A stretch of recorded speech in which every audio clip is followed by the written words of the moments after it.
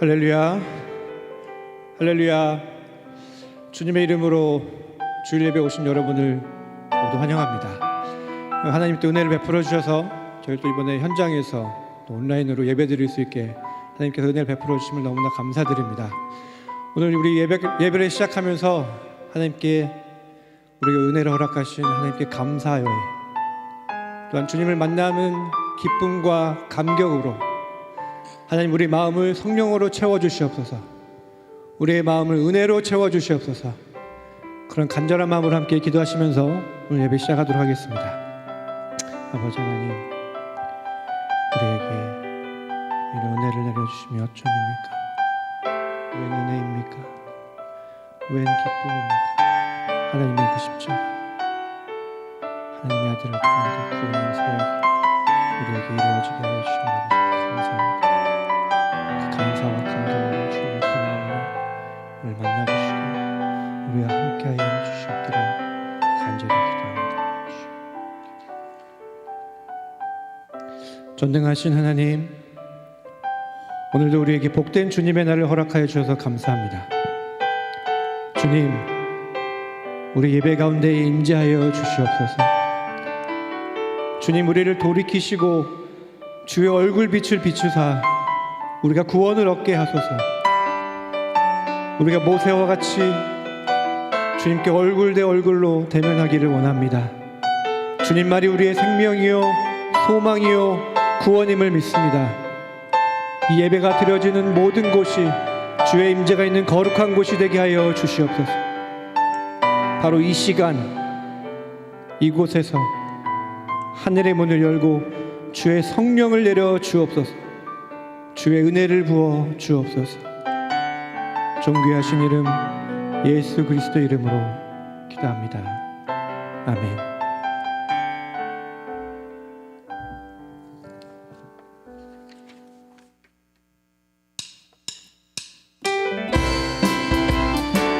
우리를 죄에서 구원하신 주님께 기쁨으로 감사 박수치며 찬양하겠습니다. 우리를 죄에서 구하시려 죄 예수 십자가 지셨으니 기쁘게 부르세 할렐루야. 나 구원 얻었네. 찬송하세 찬송하세 주님 나를 구하셨네. 찬송하세 찬송하세 주가 구원하셨네. 우리를 주께서 구했으니 이전에 행하던 악한 일과 주와 걸어온 모든 죄를 온전히 버렸네. 찬송하세 찬송하세 주님 나를 구하셨네. 찬송하세 찬송하세 주가 구원하셨네. 아멘. 나 지금 죄에서 사함받아 거룩한 백성이 되었으니 이 육신 장막을 벗을 때도 겁날 건 없겠네. 찬송하세 찬송하세 주님 나를 구하셨네. 찬송하세 찬송하세 주가 구원하셨네. 우리가 이 세상 떠날 때에 예수의 손목을 굳게 잡고 영원히 즐거운 천국에서 주와 함께 살겠네. 오 할렐루야. 찬송하세 찬송하세 주님 나를 구하셨네. 찬송하세 찬송하세 주가 구원하셨네. 다시 한번 찬송하세 찬송하세 찬송하세 주님 나를 구하셨네. 찬송하세 찬송하세 주가 구원하셨네. 주가 구원하셨네. 주가 구원하셨네. 아멘. 할렐루야. 주님께서 우리를 구원하심을 믿으십니까? 우리가 그 구원의 은혜를 받은 자임을 기억하며 그 은혜 가운데 살기를 간절히 소망합니다. 다음 부르실 찬양은 여러분 잘 아시는 나 같은 죄인 살리시고 찬송가인데요. 그 찬송가를 조금 편곡을 해서 부르게 될 텐데요. 하나님께서 우리에게 나 같은 죄인을 살려주신 그 주님의 은혜를 기억하며 함께 찬양하겠습니다.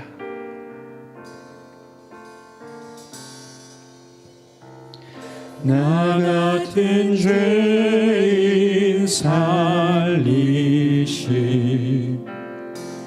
주의 놀라와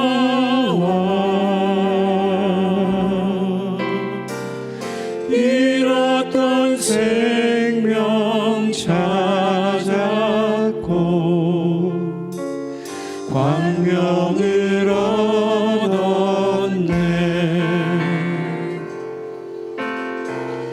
큰 죄악에서 건지신 그 은혜 고마워.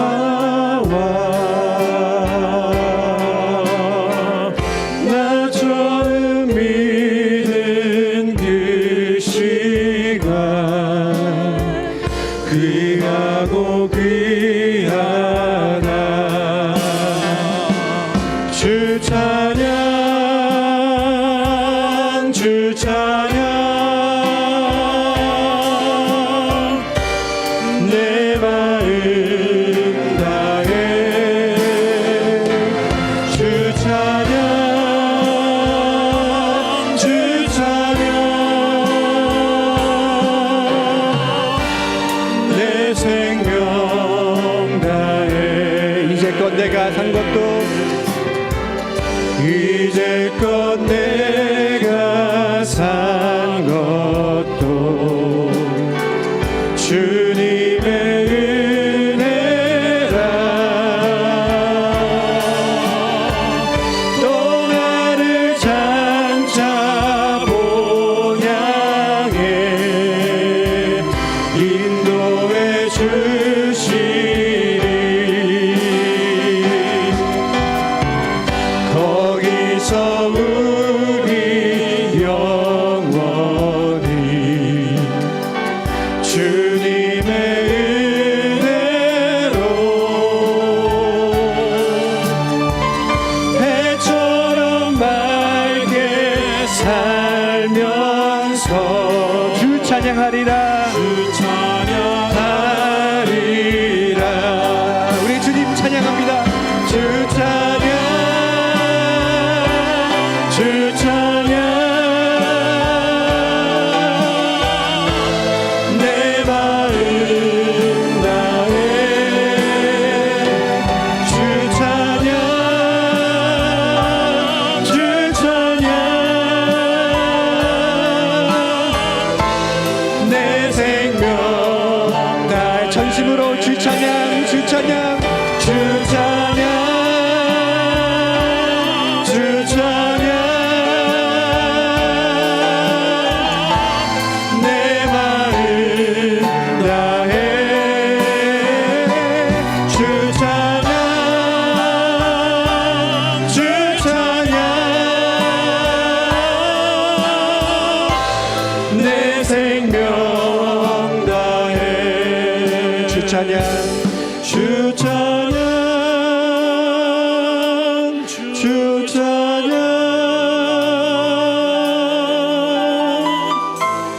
내 마음 다해 주 찬양 주 찬양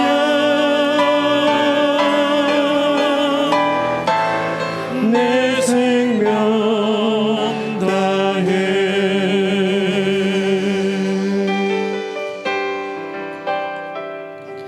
보소서 주님 나의 마음을 선한 것 하나 없습니다. 그러나 내 모든 것 주께 드립니다. 사랑으로 안으시고 날 새로 새롭게 하소서.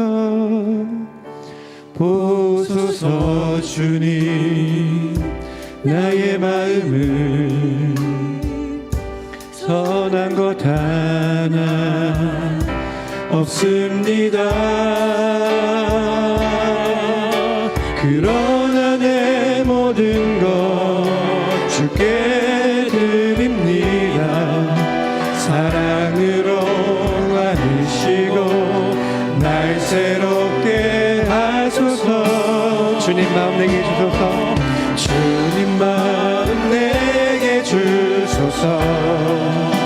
내 아버지 주님 마음 내게 주소서.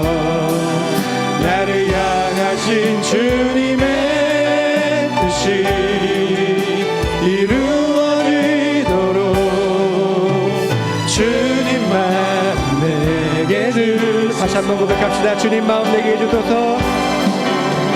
주님 마음 내게 주소서. 내 아버지 주님 마음 내게 주소서. 나를 향하신 주님의 뜻이 이루어지도록 주님 마음 내게 주소서. 내게 주의 사랑을 가르치소서. 주님 내게 사랑을 가르치소서. 당신의 마음으로 용서하게 하소서. 당신의 마음으로 용서하게 하소서. 주의 성령 내게 채우사 주의 길 가게 하소서. 주님 당신 마음 주소서. 주님 마음 내게 주시옵소서. 주님 마음 내게 주소서. 내 아버지 주님 마음 내게 주소서.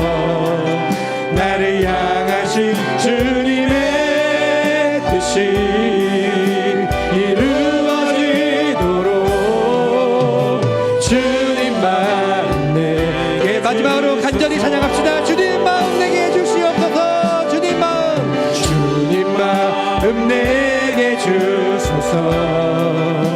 내 아버지 주님 마음 내게 주소서. 나를 향하신 주님의 뜻이 이루어지도록 주님 마음 내게 주소서. 마지막으로 주님 마음 내게 주시옵소서. 간절함으로 주님 마음 내게 주소서.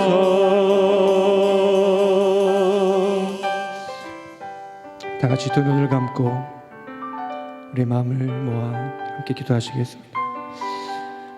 종교와 찬양을 받기에 합당하신 주님, 우리에게 주님의 마음을 주시옵소서. 성령의 충만함을 통하여 주님의 사랑이 우리 마음에 가득하기 원합니다. 사랑은 허다한 죄를 덮는다고 하셨습니다. 주의 사랑으로 우리의 죄가 덮였듯이 우리 안에 있는 주의 사랑으로 다른 사람의 죄를 덮게 하여 주시옵소서. 주의 말씀이 선포될 때 청지가 창조되고, 주의 말씀이 선포될 때 병에서 고침을 받고, 말씀이 선포될 때 죽은 자가 살아나고, 말씀이 선포될 때 하늘나라가 우리에게 임하였듯이, 아버지 오늘 김일철 목사님을 통해 우리 주의 말씀이 선포될 때에 그런 주님의 역사가 우리 가운데 일어나기를 간절히 기도합니다. 우리를 위하여 죽기까지 순종하신 예수 그리스도의 이름으로 간절히 기도하였습니다. 아멘.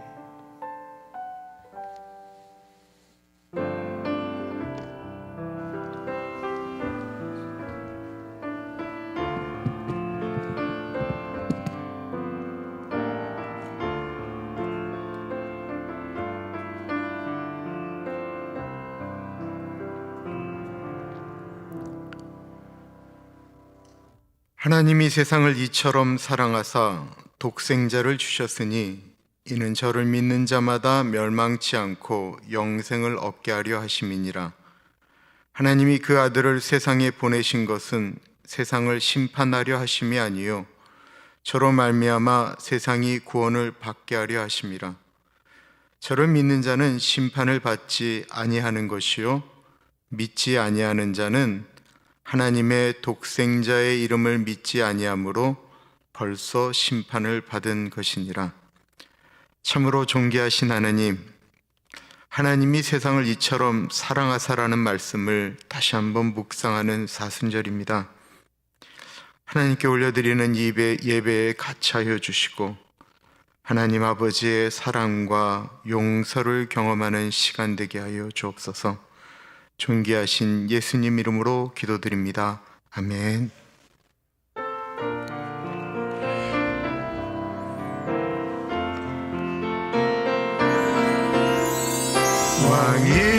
왕이신 나의 하나님,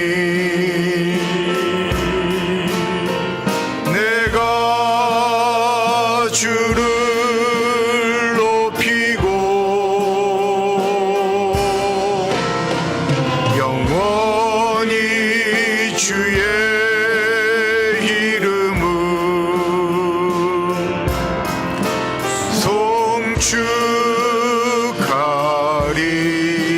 송축하리이다. 왕이신 나의 하나님, 내가 주를 높이고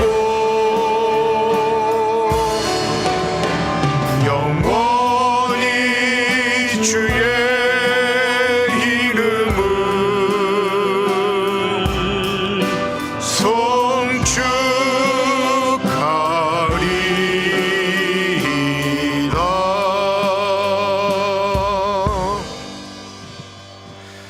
사도신경으로 우리의 신앙 고백합니다.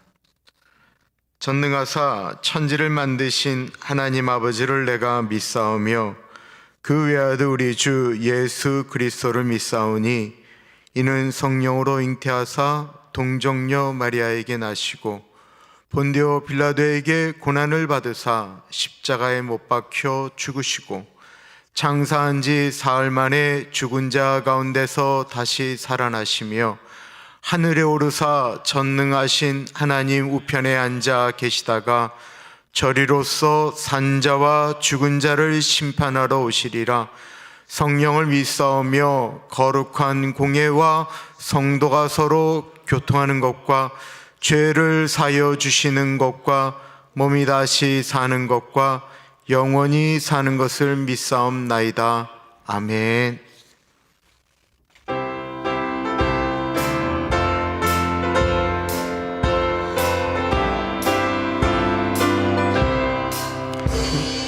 주 십자가를 지심으로 죄인을 구속하셨으니 그 피를 보고 믿는 자는 주님의 진노 면하겠네. 내가 그 피를 유월절 그 양의 피를 내가 널 넘어서 가리라. 흉악한 죄인 괴수라도 예수는 능히 구원하네. 온몸의 피에 담글 때에 주님의 진노 면하겠네. 내가 그 피를 유월절 그 양의 피를 볼 때에 내가 널 넘어서 가리라. 심판할 때에 모든 백성 행한 일대로 보응받네. 주님의 피로 죄 씻으며 주님의 진노 면하겠네. 내가 그 피를 유월절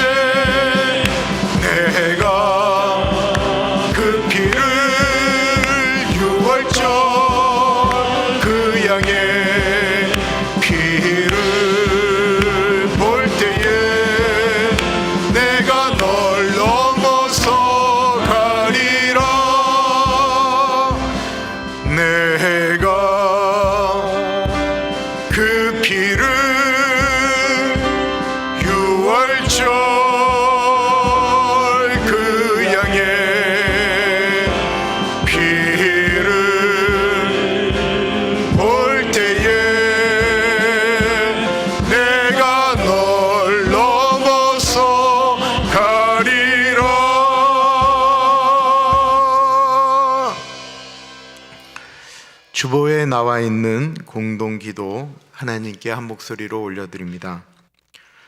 존귀하신 하나님 아버지, 사순절의 둘째 주를 보내며 부정한 우리의 모습들을 회개하고 거룩하신 그리스도를 묵상합니다. 이 시간 우리가 가진 죄악된 모습과 연약함을 바라보게 하시어 회개할 수 있는 은혜를 베풀어 주옵소서. 주님께 더 가까이 나아가오니 날마다 주의 말씀에 성령을 부어주시며 이번 주부터 부분적으로 다시 열리는 모든 예배 속에 주님의 강하신 팔의 권능으로 보호하여 주옵소서. 속히 백신이 보급되어 모두가 안전하게 도와주옵소서. 우리의 예배를 기뻐 받으실 주님을 찬양합니다. 존귀하신 예수님 이름으로 기도드립니다. 아멘. 한 주일 살면서 하나님과 사람 앞에 지은 죄가 있습니다. 하나님께 회개의 기도를 드리며 나아가겠습니다.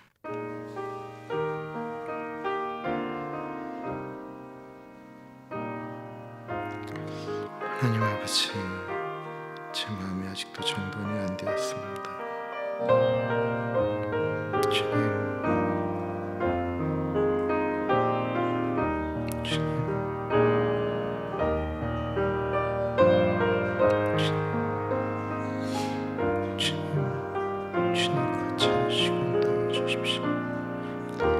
하나님 아버지, 아버지같이 하시고 인도해 주시기를 기도합니다. 오늘의 예배 가운데 성령 하나님 같이 하시고 우리의 마음을 붙잡아 주옵소서. 주님 같이 해 주십시오. 하나님 동행하여 주시고 말씀하여 주시기를 기도합니다.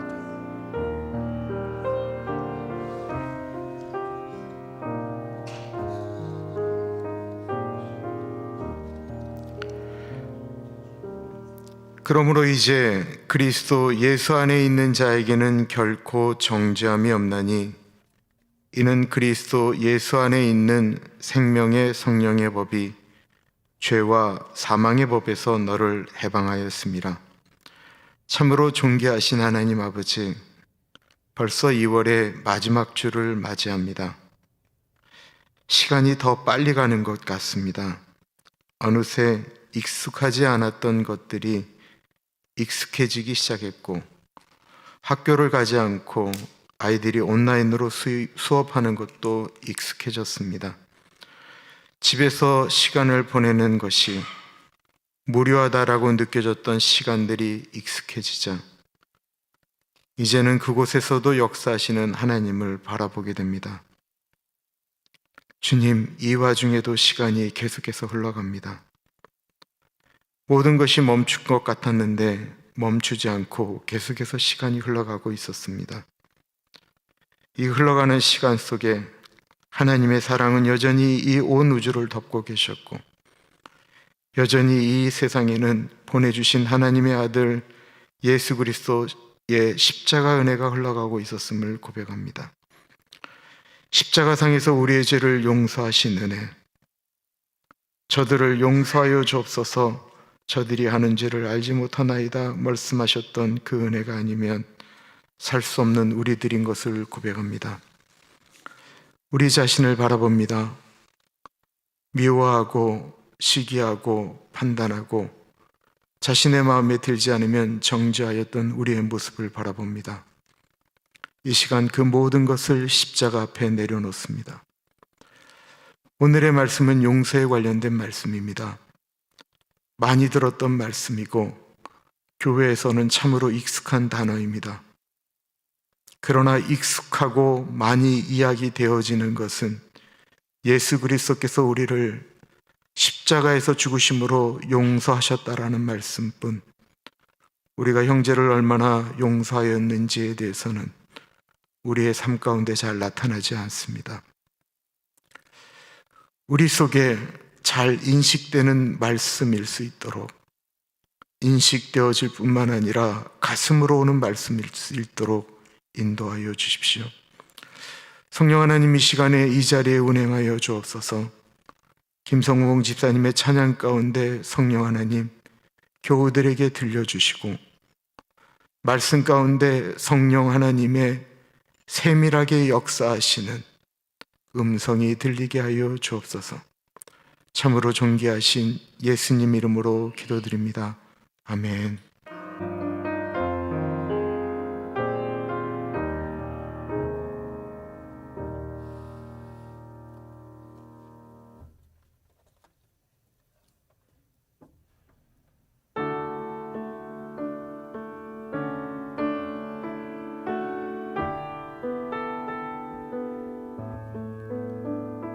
주여 나를 평화 위에 쓰소서.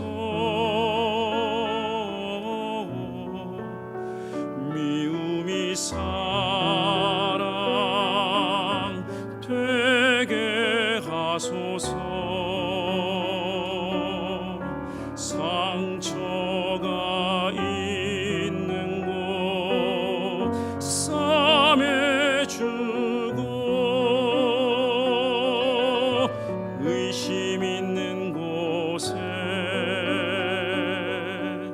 참 믿음을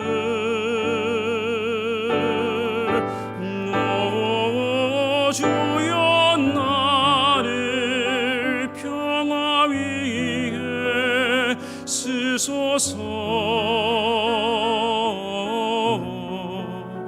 절망이 희망 되게 하소서. 어두운 곳에 빛을 주사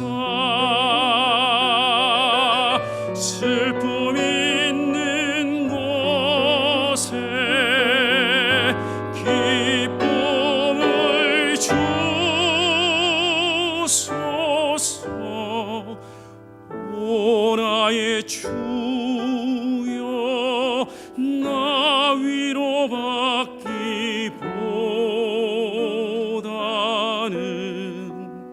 위로하며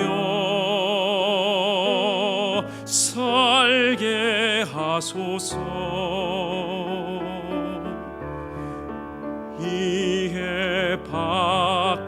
이해받기보다 이해하며 사랑케 하소서. 오 주여 나를 평화 위에 쓰소서. 미움이 사랑 되게 하소서. 용서받기보다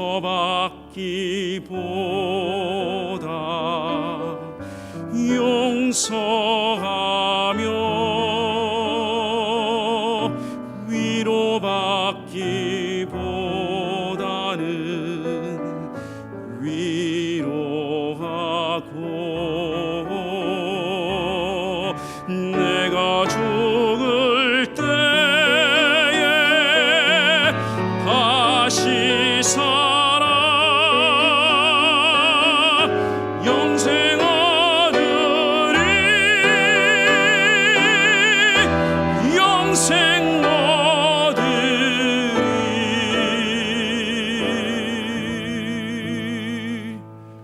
주여 나를 평화 위에 쓰소서.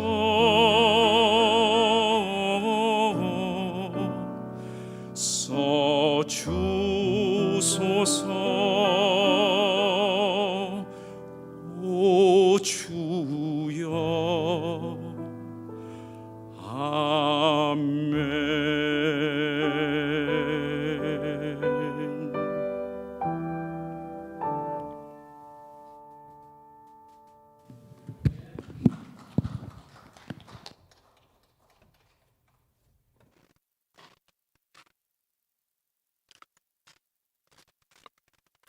성경 말씀 주제에 맞춰서 찬양을 준비하고 각성을 준비하는 것이 쉽지 않은데 늘 감사드립니다. 오늘 요절 말씀은 시편 119편 9절에서부터 11절까지 말씀이에요. 말씀이 좀 깁니다. 그래서 제가 교육자들한테 물어봤어요. 여러분들은 외우십니까? 그랬더니 외운다라는 거예요. 그래서 여기 앞에 나와서 외우라고 할까 하다가 제가 대표로 외우기로 했습니다.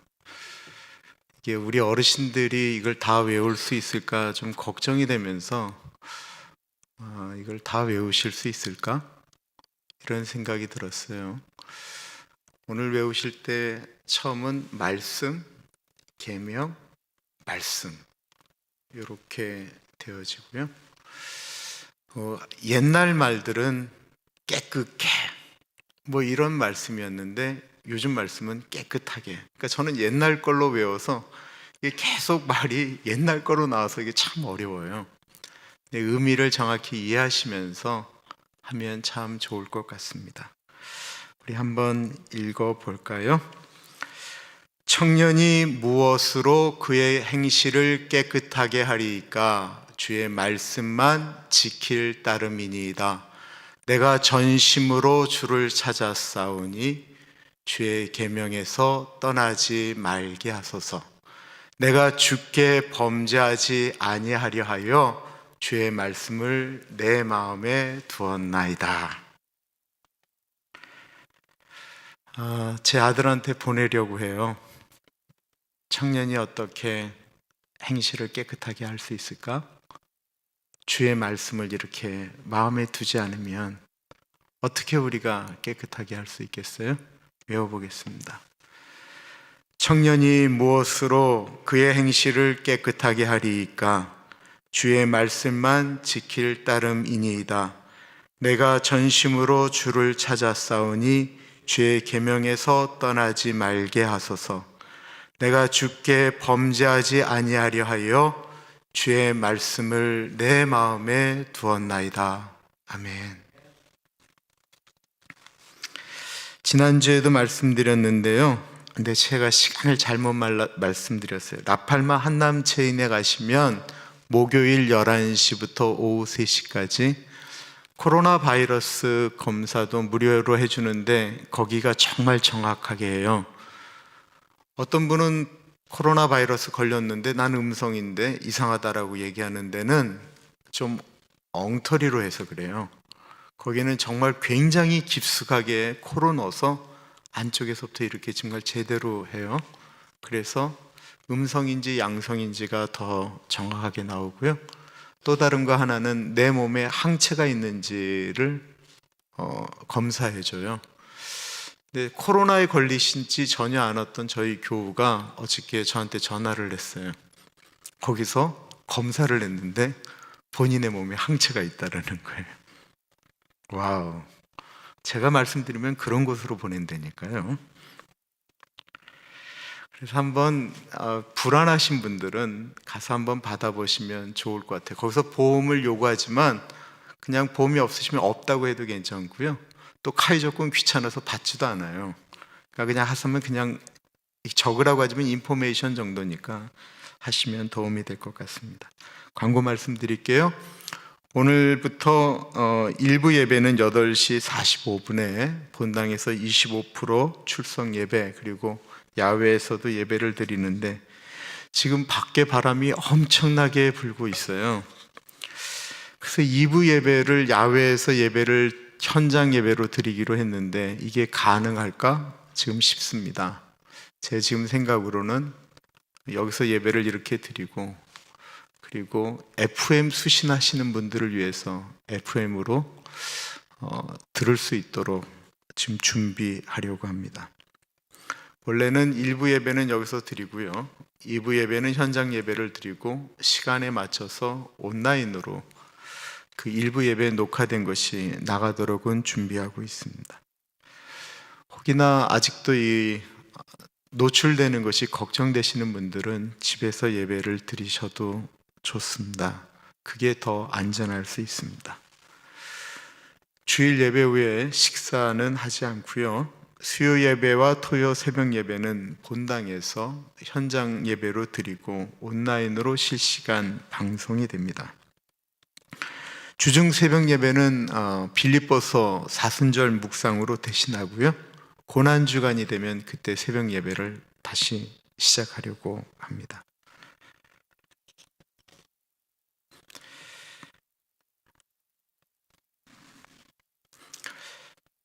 하나님께서 오늘 우리에게 주시는 말씀은 마태복음 18장 21절에서부터 35절까지 말씀입니다. 하나님의 말씀을 받들어 봉독할 때에 살아계신 하나님의 음성을 들으시기 바랍니다. 그때 베드로가 나와 이르되 주여 형제가 내게 죄를 범하면 몇 번이나 용서하여 주리이까 7번까지 하오리이까 예수께서 이르시되 내게 이르노니 7번뿐 아니라 7번을 70번까지라도 할지니라. 그러므로 천국은 그 종들과 결산하려 하던 어떤 임금과 같으니 결산할 때에 10,000달란트 빚진 자 하나를 데려오매 갚을 것이 없는지라 주인이 명하여 그 몸과 아내와 자식들과 모든 소유를 다 팔아 갚게 하라 하니 그 종이 엎드려 절하며 이르되 내게 참으소서 다 갚으리이다 하거늘 그 종의 주인이 불쌍히 여겨 놓아 보내매 그 빚을 탕감하여 주었더니 그 종이 나가서 자기에게 100다나리온 빚진 동료 한 사람을 만나 붙들어 목을 잡고 이르되 빚을 갚으라 하매 그 동료가 엎드려 간구하여 이르되 나에게 참아 주소서 갚으리이다 하되 허락하지 아니하고 이에 가서 그가 빚을 갚도록 오게 가두거늘 그 동료들이 그것을 보고 몹시 딱하게 여겨 주인에게 가서 그 일을 다 알리니 이에 주인이 그를 불러다가 말하되 악한 종아 내가 빌기에 내가 내 빚을 전부 탕감하여 주었거늘 내가 너를 불쌍히 여김과 같이 너도 내 동료를 불쌍히 여김이 마땅하지 아니하냐 하고 주인이 노하여 그 빚을 다 갚도록 그를 옥졸들에게 넘기니라. 너희가 각각 마음으로부터 형제를 용서하지 아니하면 나의 하늘 아버지께서도 너희에게 이와 같이 하시리라. 아멘. 하나님께서 우리의 죄를 용서하신다라고 할 때 감동으로 다가오는 말씀 중에 시편 103편 12절이 있습니다. 동이 서에서 먼 것 같이 우리 죄가를 우리에게서 멀리 옮기셨으며, 이게 이제 지구라고 하는 곳에 이쪽 동쪽하고 서쪽을 이렇게 지구가 동그랗잖아요. 이걸 반 딱 자르면 동과 서를 맨 끝이라고 할 때 그 거리는 13,421마일이 됩니다. 그러니까 그냥 먼 게 아니에요. 저쪽 동쪽에 어떤 것을 서쪽에서 다시 찾으려고 하면 찾을 수가 없어요. 그거 찾으러 가려고 하는 게 너무 멀기 때문에 아이 그거 잊어버리고 다시 하나 사지라고 생각하는 것이 당연한 그런 엄청난 거리를 하나님께서 이스라엘 백성들에게 말씀하시면서 동이 서에서 먼 것 같이 내가 너희들의 죄를 기억하지 않겠다라고 말씀하셨습니다. 물론 이거는 상징적인 표현이죠. 아예 기억하지 않으신다라는 거예요. 은혜를 받게 되면 늘 두 가지를 기본적으로 했습니다. 하나님께 감사 기도도 했지만 제일 먼저 은혜 받을 때 하는 기도는 회개 기도죠. 내가 다른 사람에게 혹은 하나님에게 잘못한 것들에 대해서 내가 이렇게 회개 기도하는 거예요. 이게 하나님과 우리 사이에 은혜를 받으려고 하면 회개 기도가 꼭 필요한 거예요. 이사야에 있는 말씀처럼 우리의 기도가 상달되지 못하는 이유가 하나님과 우리 사이에 죄가 가로막혀 있으면 기도가 안 되니까 회개 기도예요. 그리고 난 다음에 늘 하는 것이 용서에 대한 기도를 했습니다. 그리고 분명히 기도가 깊이 들어가고 하나님의 임재와 은혜가 경험한다라고 할 때는 제 안에 늘 자유함이라는 것이 있었습니다.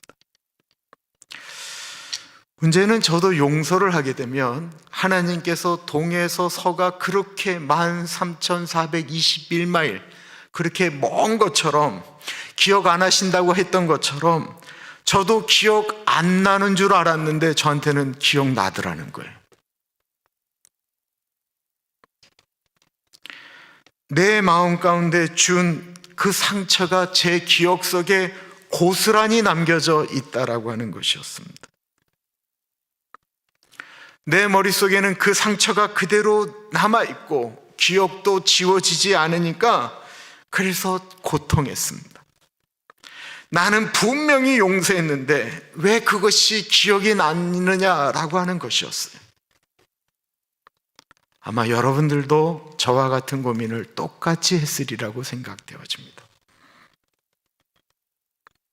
우리가 정확히 알아야 될 것이 있다고 한다면, 우리가 용서했다라고 그것이 우리의 기억 속에서 사라지는 것도 아니고, 그리고 그것이 어느 때 생각난다라고 해서 그것 때문에 다시 한번 아픔이 올라왔다고 해서 우리가 용서를 안 한 것은 아닙니다. 뒤에 말씀드렸던 것 있겠지만 용서라고 하는 것이 안 되면 또 하면 되는 거예요. 오늘은 우리가 너무나도 잘 아는 말씀, 용서에 관련된 말씀입니다. 마태복음 18장, 오늘 본문을 말씀드릴 때는 꼭 우리가 기억해야 되는 것이 있다고 한다면, 이거는 우리가 이슬람을 용서하자 혹은 북한을 용서하자 이런 개념을 말씀드리는 게 아니에요. 어저께 토요일 날 새벽 말씀드렸던 것처럼 이 마태복음 18장은 공동체에 주는 공동체를 위한 말씀이었어요. 이 예수님 따라다니는 예수 공동체, 12 제자들, 많은 여인들, 그들이 늘 그 안에서 갈등하며 아파하고 있었다라는 거예요. 오늘날로 이야기하면 이 교회 공동체, 가정 공동체에 주시는 말씀이다라고 생각을 해야 됩니다. 이 공동체에서 용서를 어떻게 이해하고 우리가 용서를 왜 해야 되는가라고 하는 것입니다. 사실요, 구약에는 용서에 대한 법이 존재하지를 않아요. 구약을 보시면 용서에 대한 이야기가 없어요. 구약은 왜 용서를 해야 되는지도 없어요. 하나님은 용서하시는 내용이 나오는데 사람이 사람을 용서하는 내용은 구약에 존재하지 않아요. 구약은 법으로 다 다스렸어요. 눈 하나 건드렸으면 눈 하나 때리는 거고, 손 하나 건드렸으면 손 하나 때리는 거고, 다리 하나 건드렸으면 다리 하나 건드리고, 죽였으면 죽이는 거예요. 이게 법이었어요. 손에 입히면 손에 입힌 대로 하라고 하는 것입니다. 그리고 이것은 오늘날에도 동일하게 이 땅 가운데 존재하는 꼭 필요한 법입니다. 그것은 죄를 지었으면 사회적으로 처벌을 받도록 하는 것입니다. 이건 하나님이 동의하는 거예요. 살인을 저질렀고 다른 사람에게 상해를 입혔는데 무조건 용서해야 된다. 그것은 아니고 법으로 처리해야 된다라는 거예요. 그것이 그 사람도 살리고 사회도 살리고 나도 살리는 길이다라는 것입니다. 어저께 말씀 중에 이런 표현이 나와요. 내 형제가 범죄하였거든. 거기에 어저께 헬라어의 정확한 뜻을 말씀드렸는데, 내 형제가 너에게 범죄하였거든. 그러면 용서하라고 말씀하신 것이 아니고 그를 1대1로 찾아가 그것에 대해서 말을 하라라는 거였어요. 그리고도 그가 그 일을 고치지 않으면 두세 증인을 데려가서 얘기를 하라고 했어요. 그리고도 그것이 고쳐지지 않으면 공동체에 얘기해서 치리하라라고 말했습니다. 즉, 잘못한 것, 죄에 대해서 덮어놓고 덮으라고 말한 게 아니라는 거예요. 누군가가, 교회니까, 교회 헌금은 거룩한 주님께 올려드린 돈이잖아요. 헌금이잖아요. 바치러 온 금이잖아요. 교회에 있는 거를 성물이라고 그러잖아요. 그거를 자기의 사적인 목적을 위하여 횡령을 했다고 생각해 보십시오. 거룩한 공동체니까, 교회니까 그거 덮어야 됩니까?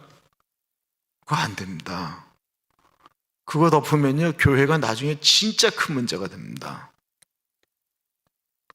그거 찾아가서 정확히 하고, 그래야 그분도 회개하고, 교회도 그렇게 잘못한 것에 대해서 교회도 회개하고, 교회가 거룩해질 수 있습니다. 왜 그렇게 해야 되냐면, 공동체에 대한 말씀으로 보면 그렇게 잘못을 저지른 사람은 잃어버린 양과 같은 존재이기 때문에 그렇습니다. 잘못을 저질렀다고 저 나쁜 사람이라고 하는 게 아니고, 그가 회개해서 돌아올 수 있도록 도와줘야 될 잃어버린 양이기 때문에 그렇습니다. 문제는 죄에 대해서는 그렇게 처리하는 것이 맞는데, 오늘 본문이 우리에게 주는 건 감정적인 부분을 이야기하는 거예요. 감정적인 부분. 유대인들이 사회적인 처벌은 분명히 이루어졌어요. 문제는 죄를 저질러서 사회적으로는 처벌을 받았는데, 그 사람이 죄값을 치르고 돌아온다고 내 안에 있는 내 감정이, 나에게 잘못을 저지른 그 사람에 대한 그 감정이 내가 치유가 안 된다라는 거예요. 내 남편이 저질렀던 그 잘못이, 내 아내가 잘못을 저질렀던 그것이 내 마음속에서 처리가 안 되는데, 그 사람에게 내가 밥을 해줘야 되고 한 이불에서 우리가 잠을 자야 된다라는 거예요. 이거 생각만 해도 끔찍한 일 아닙니까? 이게 공동체 가운데서 일어나는 일들입니다. 가정에서도 일어나는 일들이고, 예수님이 그 공동체에서 누가 크냐를 갖고 막 싸우고 막 이러는 와중에 어린아이와 같지 않으면 천국 갈 수 없다라고 얘기하고 하는 그 4명 가운데 있었던 것, 그러면서 죄에 대한 문제를 말씀하시고 용서와 화해에 대한 말씀을 하시자, 베드로가 그 전에 구약의 법으로는 없었던 것들이었기 때문에 궁금해지기 시작했어요. 그렇다고 한다면 우리가 감정적으로 이런 마음이 있는데 얼마나 용서를 해줘야 되는가라고 하는 것입니다. 이 베드로가 야고보와 요한을 보면 이것들이 야가 빠졌거든요. 자신들이 예수님과 친척인 것을 이용해서 자기 엄마를 동원해서 소위 말하는 엄마 찬스를 사용했거든요.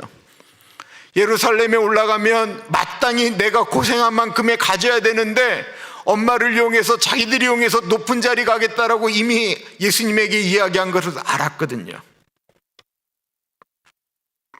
용서해줘야지라고 생각을 했는데도 그 얼굴을 보면 화가 치미는 것입니다. 더군다나 이 베드로의 마음 가운데 갈등이 있는 것은 용서하지 않으면 안 되는 것에 대해서 예수님이 이미 산상수훈 가운데 말씀하셨기 때문에 그렇습니다. 마태복음 6장 14절과 15절입니다. 너희가 사람의 잘못을 용서하면 너희 하늘 아버지께서도 너희 잘못을 용서하시려니와 너희가 사람의 잘못을 용서하지 아니하면 너희 아버지께서도 너희 잘못을 용서하지 아니하시리라. 이 말씀을 우리가 그냥 말씀 그대로 봐야지, 뭐 이거는 은유다 비유다 이렇게 하면 안 돼요. 이걸 만약에 그런 식으로 폄하시켜버리면 우리는 누구도 용서 안 해도 괜찮은 사람이 되기 때문에 그래요. 왜 용서해야 되는가? 너무 무서운 말씀이죠. 우리가 용서하지 않으면 하나님 아버지도 우리를 용서 안 한다라고 말씀하시니, 우리는 하늘나라 가려면 우리는 용서를 할 수밖에 없어요. 근데 이게 안 된다라는 거예요. 그 말씀을 듣고 베드로가 야고보와 요한에게 가졌던 마음을 분명히 회개했습니다. 분명히 회개했고 이제는 털어졌다라고 생각하는데도 이 야고보와 요한은 바뀐 게 아니었거든요. 그들의 말소리만 들려도 심장이 떨리는 거예요. 그 둘이 쏙닥거리고는 모습만 보면 저것들이 또 무슨 작당을 하는 게 아닌가? 라는 오해가 머릿속에 올라오는 것입니다. 베드로가 힘들지 않았겠어요? 그래서 베드로가 이렇게 예수님께 여쭙니다. 21절입니다. 그때 베드로가 나와 이르되 주여, 형제가 내게 죄를 범하면 몇 번이나 용서하여 주리이까? 7번까지 하오리이까? 왜 7번을 이야기했을까요? 용서에 대한 이야기가 구약의 법에 없어요. 찾아보셔도 없어요. 유일하게 사람이 사람을 용서하는 것처럼 느껴졌던 건 호세아가 그의 아내 고멜을 데려오는 이야기예요. 그러나 그는 하나님의 사랑에 대한 비유이기 때문에 해당이 안 돼. 근데 이게 이제 구약 시대에도 똑같은 사람들의 모습이 모여 있었을 거 아니에요. 남편과 아내가 살면서도 이게 큰 잘못을 저질렀는데 어쨌든 마음 가운데 용서가 있어야 되잖아요. 뭐 가족이니까 죽이겠어요? 살리겠어요? 그러니까 이 문제 갖고 성경에도 답이 없으니까 랍비들을 찾아갔는데 훌륭한 랍비들이 있었다라는 거예요. 그리고 랍비들이 했던 얘기는 3번은 용서해 주어라. 3번은 네 마음 가운데 용서해라. 근데 아마 이것이 반복적으로 저질렀던 죄에 대한 이야기였던 것 같아요. 4번째는 용서하지 말고 그 사람과 멀어져라. 그때는 용서하지 말아라 라고 말씀했습니다. 그러니까 3번이라고 하는 것도 굉장한 건데, 베드로는 7번을 이야기했으니 예수님의 제자다웠던 것이죠. 거기에 대해서 예수님께서 뭐라고 말씀하시는지 우리가 너무 잘 아는 이야기가 22절에 나옵니다. 예수께서 이르시되 내게 이르노니 7번뿐 아니라 7번을 70번까지라도 할지니라. 예수님이 하신 말씀은 7번씩 70번까지라도이니까 490번 무한대 용서를 아마 말씀하고 계시는 것입니다. 이것이 가능한가? 근데 용서해야 된다라고 하는 거예요. 이 일을 해야만 되는 당위성에 대해서는 예수님이 이미 말씀하셨어요. 그러시면서 예수님이 한 유명한 예화를 드시죠. 우리가 잘 아는 1만 달란트 빚진 자의 이야기입니다. 그러므로 천국은, 이 천국이라고 하는 것을 정확히 언급하셨기 때문에 우리가 용서하지 않으면 아버지도 용서하지 않는다라고 하는 그 이야기는 천국에서 이루어지는 이야기로 말씀하고 있는 거예요. 우리가 꼭 명심해야 돼. 그러므로 천국은 이라고 말씀하셨기 때문에 이건 우리가 죽어서 하나님 앞에 만났을 때 이 얘기를 지금 하고 있는 거예요. 그 종들과 결산하려 하던 어떤 임금과 같으니 결산할 때에 10,000달란트 빚진 자 하나를 데려오매 갚을 것이 없는지라 주인이 명하여 그 몸과 아내와 자식들과 모든 소유를 다 팔아 갚게 하라 하니, 어떤 사람이 큰 빚을 졌는데 1만 달란트라고 했습니다. 1만 달란트가 상징이라고 하는 건 우리가 다 알아요. 왜냐하면 그 당시 단위가 10,000 단위 이상은 없었어요. 그러니까 1만 달란트라고 이야기했던 건 그 당시 단위로서는 가장 최상을 이야기한 거예요. 우리가 1만 달란트에 대해서 이렇게 막 계산 많이 했잖아요. 저 많이 하거든요. 한 달란트가 보통 근 20에서 40kg, 그러니까 40파운드에서 80파운드라는 거예요. 1달란트라고 하는 것은 일반적인 사람들이 16년을 벌어야 벌 수 있는 돈이라고 그래요. 그럼 1만 달란트면 16만 년을 벌면은 벌 수 있는 돈이래요. 그러니까 이건 도저히, 이건 무슨 수를 써도 갚을 수 없는 돈을 의미하는 거예요. 자식들, 아내들, 뭐 사돈의 팔촌 다 팔아도 도저히 갚을 수 없는 돈을 의미하는 거예요. 그런데 임금님이 그 갚을 수 없는 돈을 다 갚아라라고 말씀했다라는 거예요. 대가를 요구하셨어요. 예수님은 그의 죄가 분명히 1만 달란트라고 지금 말씀하고 있는 거예요. 그거 도저히 갚을 수 없는 죄와 빚이지만 갚으라고 말씀하셨다라는 거예요. 갚아야 될 돈이에요. 대가이에요. 하나님은 다윗의 죄를 분명히 용서하셨죠. 그러나 대가를 요구하셨습니다. 하나님은 죄를 용서하시지만 죄에 대한 대가를 지불하게 하십니다. 용서라고 하는 건 무조건 덮어주는 것이 아니기 때문에 그렇습니다. 26절부터 보면 그 종이 엎드려 절하며 이르되 내게 참으소서 다 갚으리이다 하거늘 그 종의 주인이 불쌍히 여겨 놓아 보내며 그 빚을 탕감하여 주었더니 이 종이 왕에게 탄원합니다. 자신이 잘못 없다라고 말하지 않았어요. 나는 그거 갚을 능력 없으니까 배째라고 얘기하지 않았어요. 뭐라고 얘기했냐면 좀 참아달라고 부탁했어요. 참으면 제가 다 갚겠다라고 하면서 임금님에게 이야기하는 거예요. 이 말 불가능한 얘기예요. 불가능한 얘기를 이 사람이 하는 거예요. 이게 우리와 똑같은 거예요. 우리가 어느 날 은혜 받으면 주님, 이제는 정말로 내가 범죄하지 않고 잘 살겠습니다. 이제는 바르게 살겠습니다. 이제는 예수님만 위하여 살겠습니다. 다 맞는 말이지만 우리가 말하는 그 마음은 진짜잖아요. 그러나 우리가 지키지 못하는 것도 우리가 알거든요. 그 말을 할 땐 분명히 우린 진심이에요. 이 종도 진심이었어요. 그러나 그 임금 보기에는 허무맹랑한 소리죠. 그런데 그 진심을 그 임금이 받아준 거예요. 갚을 수 없는 거 알았어요. 그러나 그의 간절함 때문에 임금이 불쌍히 여기신 거예요. 우리가 하나님께 고백하는 그것, 하나님이 알고 계시면서 불쌍히 여기시는 것과 똑같은 걸 말씀하고 있는 거예요.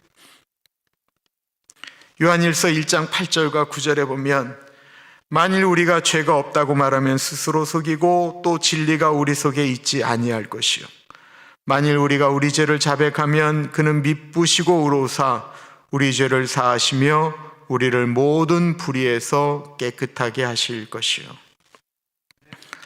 아멘. 하나님은 우리의 죄를 용서하시고 예수님의 보혈로 덮어주십니다. 1만 달란트가 상징하는 건 우리의 잘못이죠. 우리의 죄입니다.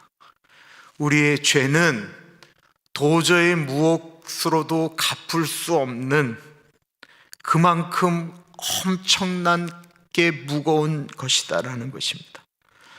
우리의 죄는 어떤 것으로도 어떤 선한 행동과 일로도 없어지지 않는 것을 상징하는 거예요. 용서받을 수 없는 죄를 죄 없으신 예수님의 십자가 보혈로 말미암아 용서받았다라는 것입니다. 도저히 용서받을 수 없는 죄인데 1만 달란트 16만 년을 갚아도 갚을 수 없는 것인데 십자가에 달린 예수 그리스도를 믿음으로 용서받게 되었다라는 거예요. 이게 우리의 용서예요. 우리가 하나님께 받은 용서. 그렇게 용서받은 사람이 용서받고 밖으로 나가게 되었습니다. 모든 짐을 다 벗었습니다. 편안한 마음으로 가다가 한 사람을 만나게 되었습니다. 그 사람이 누구였을까요? 28절입니다. 그 종이 나가서 자기에게 100데나리온 빚진 동료 한 사람을 만나 붙들어 목을 잡고 이르되 빚을 갚으라 하매 그 동료가 엎드려 간구하여 이르되 나에게 참아 주소서 갚으리이다 하되 허락하지 아니하고 이에 가서 그가 빚을 갚도록 옥에 가두거늘. 한 데나리온은 일반적으로 한 노동자의 하루 품삯이라고 이야기하니 100일치입니다. 적지 않은 돈입니다. 용서받고 나오다가 자기한테 빚진 자를 발견하게 된 것입니다. 이 사람도 마치 임금님에게 부탁하듯이 나 그 돈 없다고 배째라고 이야기하지 않고요. 똑같이 얘기합니다. 좀 참아 주십시오. 내가 곧 갚겠습니다. 용서를 구한 게 아니에요. 배째라고 한 게 아니에요. 좀 참아달라고 부탁을 했어요. 그런데 허락하지 않고 옥에 가두었습니다. 이 당시 옥에 가두었다라는 건 무엇을 치냐면요, 그 빚진 사람을 옥에 가두면 그 간수들이 그렇게 심하게 매질을 한대요. 그리고 그걸 이제 가족들한테 보여준다라는 거예요. 그러면 그 가족들이 그 견디지를 못해서 돈을 모은다라는 거예요. 어쩔 때는 더 많은 사람들을 모아서 심하게 매질을 한다라는 거예요. 그러면 어떻게든지 돈을 걷어서 그걸 주도록 만든다라는 거예요. 이게 당시 옥에 가져왔다라고 하는 의미예요. 이거는 돈 갚기 전에는 안 주는 거를 얘기하는 거예요. 그리고는 그 매질을 하는 간수한테 돈 받은 사람들이 이렇게 구전을 주니까 어떻게든지 돈을 받도록 간수들이 그렇게 때렸다라는 거예요.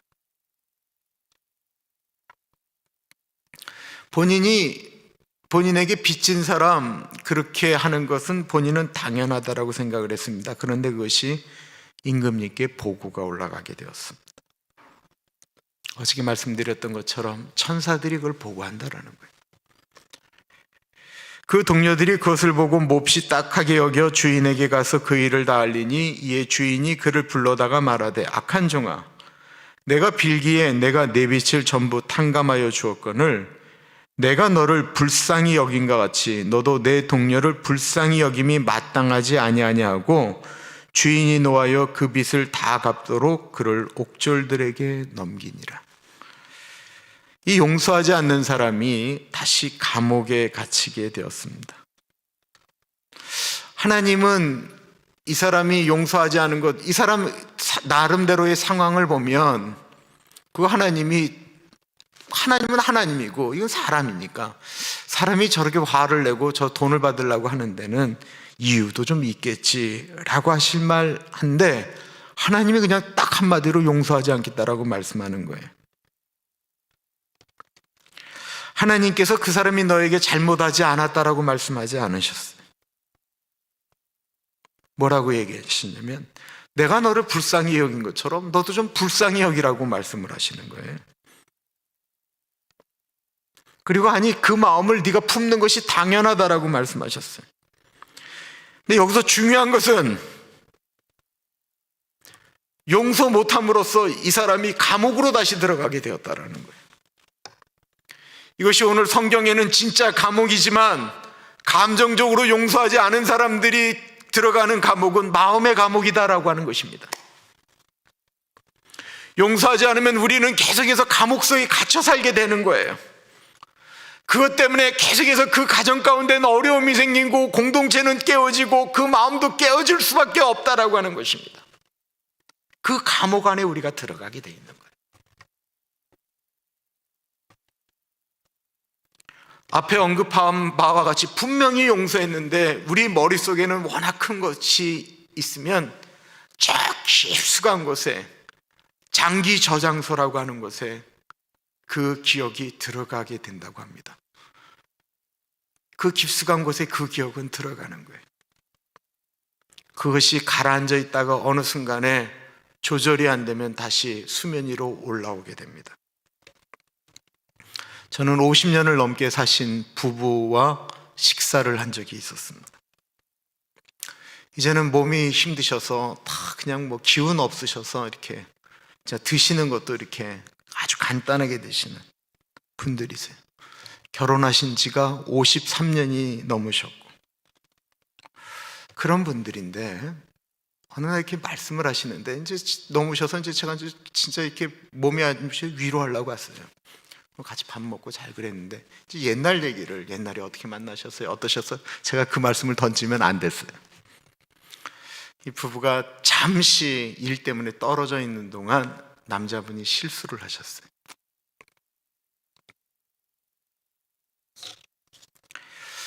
그때 얘기를 이렇게 권사님이 꺼내시는 거예요.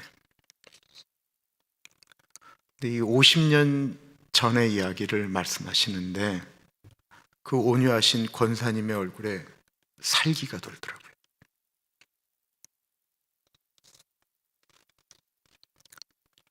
그 얘기가 뜻하지 않게 머릿속에서 떠올라 말씀하시는데 그 말씀을 마음속에 간직하시다가 아마 목사 앞에서 아들 같은 목사니까 그 앞에서 뭐 10년 만에 얘기했는지 20년 만에 얘기했는지 몰라요. 그런데요, 제가 권사님한테 그 말씀을 들을 때 저는 권사님이 용서하지 않으셨다라고는 생각하지 않았어요. 아마 권사님은 수십 번도 더 용서하셨을 거예요. 아니, 수백 번도 넘게 용서하셨을 거예요. 아니, 수천 번도 더 넘게 용서하셨을 거예요.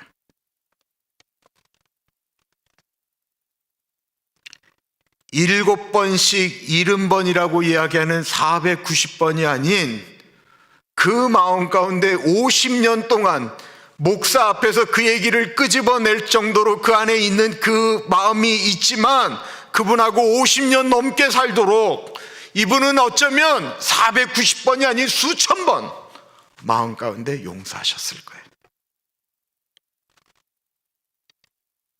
그러나 때때마다 한 번씩 마음속에 이런 찢기가 올라오는 거예요.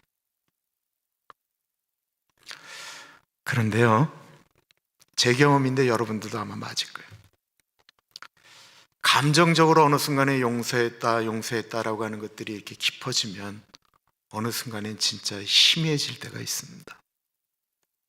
그런 적이 있었나 느껴질 때가 있습니다. 그래서 예수님께서 용서를 한 번으로 말씀하시는 게 아니에요.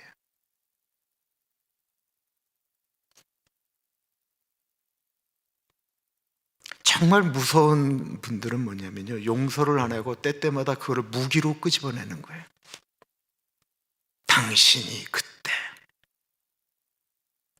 끄집어내서 누르려고 하는데 다 깨지는 거예요, 평화가. 더 무서운 건 뭔지 아세요? 끄집어내지 않는데 마음속에 칼을 품고 있는 거예요. 아이들 시집 장가만 가봐라. 이 영감탱이 늙어지기만 해봐라. 그 마음에 그거를 품고 있으니 그 얼마나 살벌하겠어요. 그러므로 예수님께서 왜 용서에 대해 말씀하셨는가? 내 자신을 위해서 말씀한 거예요. 마음에 다른 사람에 대한 아픔과 상처를 가지고 있는 한 하나님의 성령이, 말씀이 내 안에 자리 잡기 어렵기 때문에 그렇습니다. 우리는 살면서 크고 작은 상처를 받게 됩니다. 그 상처들은 내가 하나님의 사람으로 살려고 할 때 때때마다 방해하는 요소가 됩니다. 어릴 때 상처를 준 사람과 비슷하게 생긴 사람을 보게 되면 그 옛날의 상처가 올라와서 그 사람을 그 사람과 동일시 여기고 규정해버리고 미워하거나 멀리하거나 두려워하게 됩니다.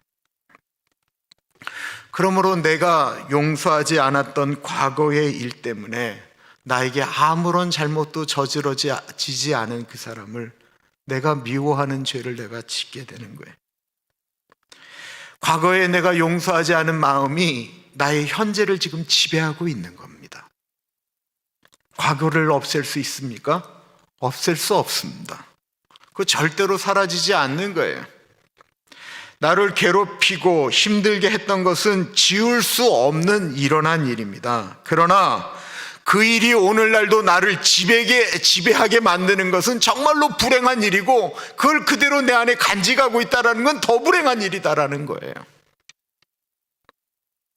그럼 어떻게 용서가 우리 안에 가능하여집니까? 어느 날 한 임금님이 시골 마을을 지나가다가 한 목동의 집에 머물게 되었습니다. 이 목동은 아무런 욕심도 없이 그냥 전심으로 정말 임금님을 섬겼는데, 이 목동이 하는 일들, 그리고 그 집안 모습들, 최선을 다하여 양들을 치는 모습, 이 모습이 너무 감동되어서 임금님이 그 그릇을 본 거예요. 그리고는 그 목동을 갑자기 불러다가 제상을 삼았습니다. 국무위원으로 삼았다라는 거예요. 제상이 된 이 목동이 매사에 늘 공정하게 했습니다.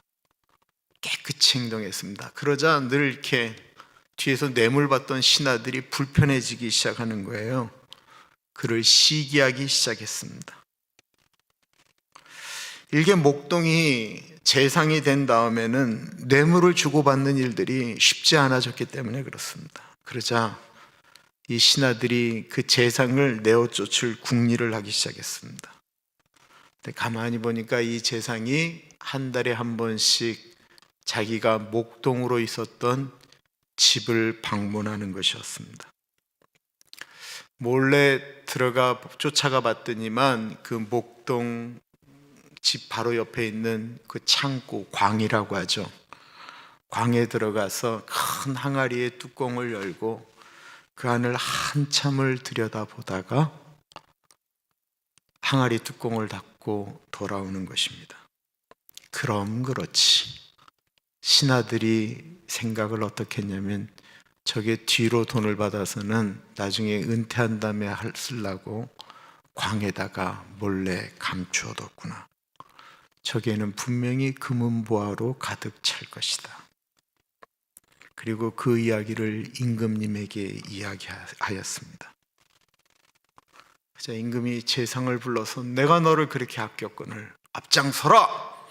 그리고는 신하들을 데리고 그 옛날 목동이 살던 집을 찾아갔습니다. 그리고는 광에 들어가서 임금님이 재상에게 명령합니다. 뚜껑을 열어라. 임금님이 보실 게 없습니다. 뚜껑을 열어라! 할 수 없이 재상이 항아리의 뚜껑을 열었습니다. 그러자 거기에는 금은 보화가 들어가 있던 것이 아니고 그 목동이 임금님의 부르심을 받으며 재상의 옷을 입기 전에 벗었던 목동 때 입었던 옷과 목동 때 사용하였던 지팡이가 들어 있었습니다. 임금님이 사연을 묻자 재상이 대답을 했습니다. 저는 원래 목동이었습니다. 임금님의 은혜로 재상이 되었지만 제가 목동이었던 것을 잊지 않기 위해서 때때마다 와서 제가 입었던 옷을 바라보았습니다. 용서한다라는 것이 참 어려운 일이지만 우리가 용서가 혹시 가능하다고 한다면 우리는 누더기 옷을 입고 있었던 목동에 불과하다라는 것입니다. 지금은 우리가 하나님의 자녀이지만 이전에는 용서받지 못한 죄인이었다라는 것입니다. 누더기 같은 우리를 주님이 바꾸어 주신 것을 인정해야 됩니다. 우리의 마음은 나는 죄인 중에 괴수였다라고 하는 사실을 깨달아야 합니다. 그런 나를 주님이 받아주셨고 십자가에서 용서하셨고 거룩한 일을 맡기셨다라는 사실을 깨달아야 됩니다. 그리고 우리에게 그런 용서를 허락하신 하나님은 우리가 용서하지 아니하면 그 대가를 지불하게 하겠다고 말씀하고 계십니다. 그러니까 용서는 나를 위해서 하는 거예요. 용서는 결코 나에게 죄 지은 사람을 위해서 하는 것이 아니고 용서는 내 자신을 위해서 하는 것입니다. 기도하겠습니다. 존귀하신 하나님 아버지, 우리는 늘 주님께 긍휼을 구하고 자비를 구합니다. 우리가 습관적으로 짓는 죄도 용서해달라고 기도를 합니다. 우리는 늘 주님께 자비를 구합니다. 그렇게 기도하고 돌아선 우리의 마음과 눈은 그런데 왜 이렇게 못됐는지 모르겠습니다. 주님의 은혜가 필요한 우리들, 그리고 은혜 받았으면 우리의 눈이, 우리의 마음이 좀 더 선해지게 하여 주옵소서. 하나님께 드리는 예물 가운데 같이 하여 주십시오. 이 예물이 쓰이는 곳에 하나님 동행하여 주옵소서.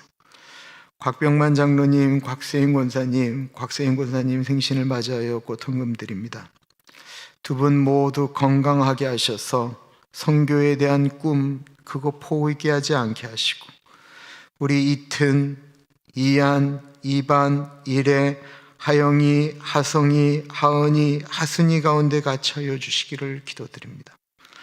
홍성수 집사님 주애와 다혜 가운데 같이 하여 주셔서 두 아이 모두 만남의 축복 가운데 잘 자랄 수 있도록 은혜 나리여 주옵소서. 존귀하신 예수님 이름으로 감사하며 기도합니다. 아멘. 우리 다 같이 일어나셔서 내가 만민 중에 찬양하겠습니다.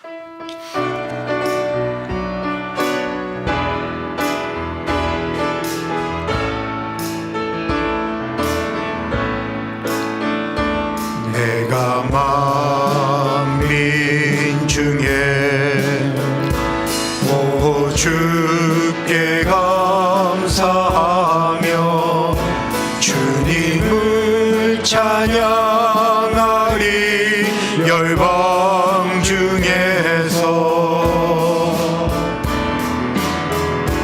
주의 인자는 커서 하늘에 미치고 주의 진리는 넓은 궁창에 이르나니. 하늘 위에 주를 높이 들리며 주의 영광을 세계 위에 하늘 위에 주는 높이 들리며 주의 영광을 온 세계 위에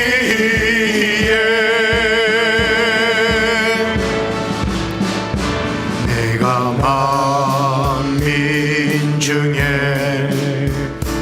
오 주께 감사하며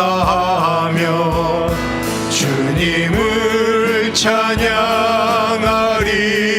열방 중에서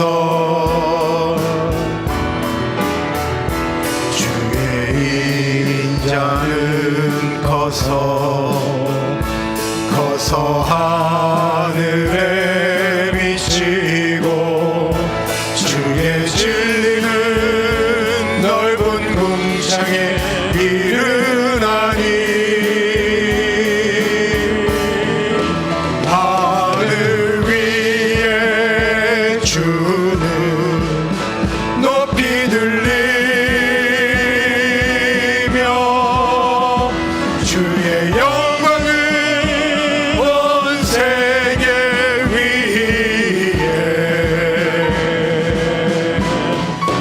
하늘 위에 주는 높이 들리며 주의 영광을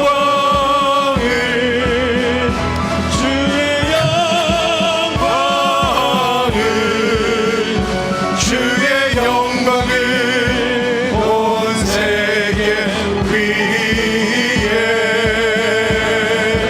하늘 위에 주는 높이 들리며 주의 영광을 온 세계 위에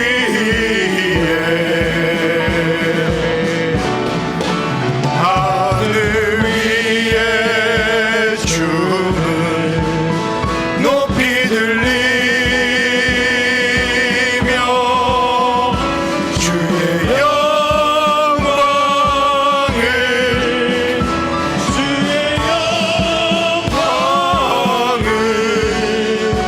주의 영광을 온 세계 위에.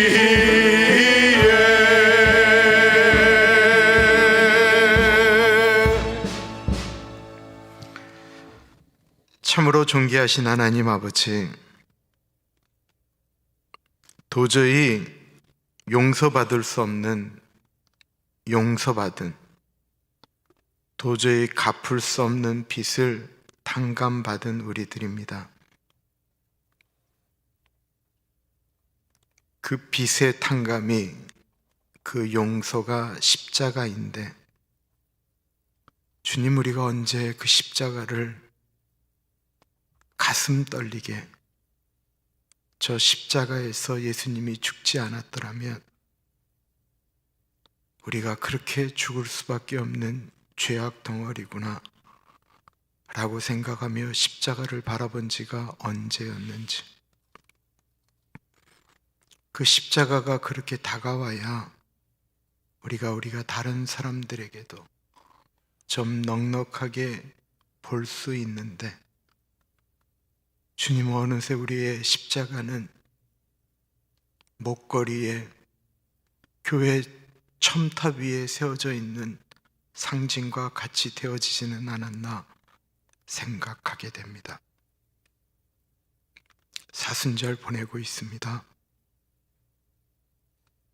예전에 우리들의 믿음의 선진들이 그 잃어버렸던 마음, 십자가의 은혜를 되새기며 기억하기 위해서 몸부림쳤던 40일, 주님 우리에게도 그런 몸부림이 있어서 십자가가 다시 새롭게, 그 십자가의 무게가 다시 우리의 가슴 속에 주님 무겁게 다가와